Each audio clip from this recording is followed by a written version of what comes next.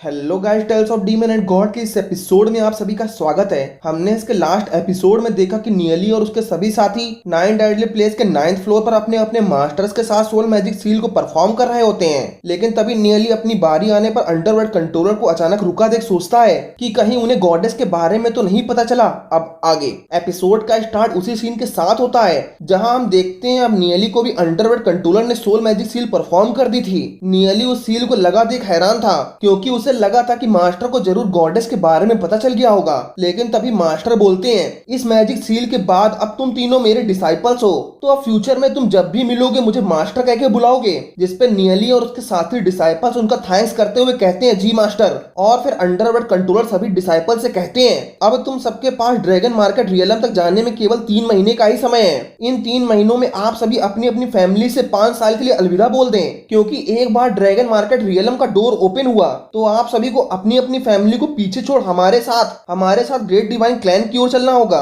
जहां हम 5 साल तक कल्टीवेशन और प्रैक्टिस करने वाले हैं। इसलिए आप सभी इन 3 महीनों तक अपनी अपनी फैमिली के साथ टाइम स्पेंड कर सकते हैं। मास्टर की बात सुन नियली आगे आते हुए कहता है, मास्टर ड्रैगन मार्केट रियलम में जाने से पहले मेरी एक रिक्वेस्ट है। जिसपे मास्टर बोलते हैं, बताओ तुम क्या कहना चाहते हो। जिसपे नियली कहता है, मेरी ग्लोरी सिटी इस अंडरवर्ल्ड की दुनिया से बहुत दूर है, इसलिए मैं चाहता हूं कि मेरे ड्रैगन मार्केट रियलम में जाने के बाद आप अपने कुछ मास्टर को मेरी ग्लोरी सिटी भेजें, जो कि मेरी ग्लोरी सिटी में जाकर मेरे दुश्मनों से उसे प्रोटेक्ट कर सकें। नियली की इस बात को सुन अंडरवर्ल्ड कंट्रोलर शॉक हो कहते हैं, जब डीमंस ने अटैक किए थे तो कोई भी ऐसी सिटी नहीं छोड़ी थी जहां ह्यूमन जिंदा बचे हो, तो तुम्हारी ये ग्लोरी सिटी उन डीमंस के अटैक से कैसे बच गई। और तुम चाहते हो हमारे कुछ मास्टर तुम्हारी ग्लोरी सिटी को प्रोटेक्ट करें, मगर ये हमारे मास्टर्स के लिए पॉसिबल नहीं है। लेकिन तुम्हें अपनी ग्लोरी सिटी के लिए परेशान होने की जरूरत नहीं, क्योंकि मेरा एक ओल्ड फ्रेंड है जो तुम्हारी ग्लोरी सिटी को प्रोटेक्ट करेगा। और जब तक मैं यहाँ हूँ तो तुम अपनी ग्लोरी सिटी के लिए निश्चिंत रहो, कोई तुम्हारी ग्लोरी सिटी को नुकसान नहीं पहुंचा सकता। अब नियली मास्टर की बात सुन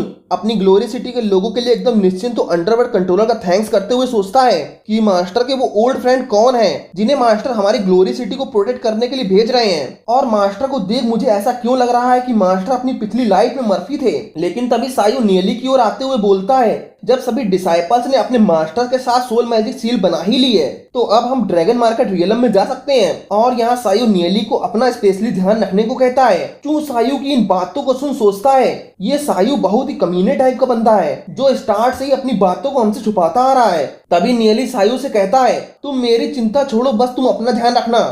तभी अंडरवर्ल्ड कंट्रोलर और सभी मास्टर्स एक जगह इकट्ठा होते हुए कहते हैं, तुम सब अब 3 महीने के बाद ड्रैगन मार्केट रियलम में जाने के लिए पूरी तरह तैयार हो, तो अब मैं तुम सभी को वापस भेजने वाला हूँ। और फिर मास्टर वहाँ एक टेलीपोर्ट फॉर्मेशन बनाते हुए उन्हें अलविदा कहते हैं। तभी स्क्रीन चेंज होती है, हम नियली और उसके सभी साथियों को 9 डेडली प्लेस के फर्स्ट फ्लोर पर टेलीपोर्ट होते हुए देखते हैं। और तभी लीन नियली से पूछता है, क्या अब हमें अपनी ग्लोरी सिटी की ओर चलना चाहिए। तभी निंगर कहती है, हाँ अब हमें वापस चलना चाहिए, क्योंकि अब हमारे पास केवल 3 महीने का ही समय है। लेकिन तभी नियली कहता है, हाँ हम निश्चित रूप से ग्लोरी सिटी वापस जाएंगे, लेकिन उससे पहले हमें कहीं और जाना है। तभी चू नियली की बात सुन शौक हो कहता है, अब हमें कहाँ जाना है। जिसपे नियली बताता है, हम सैंड डेजर्ट जाने वाले हैं। तभी स्क्रीन चेंज होती है, हम नियली और उसके सभी साथियों को सैंड डेजर्ट के एक एरिया में देखते हैं जहां वो रेत के तूफान से बचते हुए आगे बढ़ रहे होते हैं। और तभी अचानक नियली और उसके सभी साथी एक प्लेस पे रुक जाते हैं, लेकिन यूनर तो कहीं और खोई हुई थी। तभी हमें फ्लैशबैक में नियली और यूनर की पिछली लाइफ को दिखाते हैं जहां वो इसी डेजर्ट में एक साथ थे। लेकिन तभी एक ब्लैक एंटिटी नियली पर अटैक करती है, जिसपे यूनर नियली को उस एंटिटी से बचाने में मारी जाती है। अब इन यादों को अचानक नियली देख बहुत परेशान था, लेकिन तभी निंगर नियली से कहती है, आखिर तुम्हें क्या हुआ है। जिसपे नियली अपने आंसुओं को पोंछते हुए कहता है, सभी लोगों की लाइफ में हमेशा कुछ लोग ऐसे होते हैं जो उनका साथ कुछ ही समय में छोड़ देते हैं, लेकिन उन लोगों की यादें अपनी पूरी लाइफ में मिटाई नहीं जा सकती और हम उन्हीं बातों को याद कर जिंदा रहते हैं। निंगर नियली की उन बातों को सुन उदास हो सोचती है, हाँ ये बात तो सच है, क्योंकि तुम अब मेरी लाइफ में तो नहीं, लेकिन मैं तुम्हारे साथ बिताए हुए समय को अपनी पूरी लाइफ में नहीं भुला सकती। और तभी निंगर नियली को इतना परेशान देख टॉपिक चेंज करते हुए कहती है, ये बताओ वो डेजर्ट प्लेस कहाँ है जिसके बारे में तुमने हमें बताया था। चलो जल्दी करो, अब हमारे पास ज्यादा टाइम नहीं है। ये बोल निंगर भी उसके आगे जाने लगती है, लेकिन तभी नियली खामोश खड़ी यूनर को देख उसके पास जा बोलता है, तुम्हें क्या हुआ है, तुम इस तरह यहाँ क्यों खड़ी हो। जिसपे यूनर कहती है, इस जगह मुझे कुछ अजीब सा फील हो रहा है, क्योंकि जब से मैं इस डेजर्ट में आई हूँ मुझे ऐसा लग रहा है मानो मैं पहले भी यहाँ आ चुकी हूँ।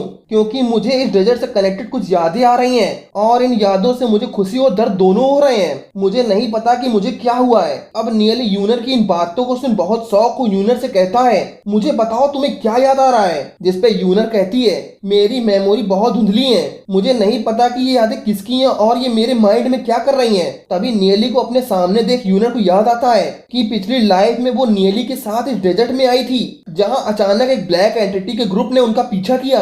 लेकिन यूनर अपनी इन मेमोरीज को देख बहुत शौक थी, क्योंकि वो अपनी लाइफ में किसी भी डेजर्ट में नहीं गई थी। अब नियली यूनर की इन बातों को सुन सोचता है, शायद यूनर को भी अपनी पिछली लाइफ याद आने लगी है, लेकिन ऐसा कैसे हो सकता है? क्या उसका भी मेरी तरह पुनर्जन्म है? तभी नियली हैरान और यूनर से कहता है, क्या तुम्हें कुछ और भी याद आ रहा है? जिसपे यूनर अपनी आंखों को बंद कर अपनी प्रीवियस लाइफ के बारे में सोचती है, जहां हम एक नाइट का सीन देखते हैं। इसी के साथ ये एपिसोड समाप्त हो जाता है। अगर आपको हमारा एक्सप्लेनेशन अच्छा लगा हो तो हमारे चैनल को सब्सक्राइब करना बिल्कुल मत भूलिएगा। मिलता हूं नेक्स्ट एपिसोड के साथ।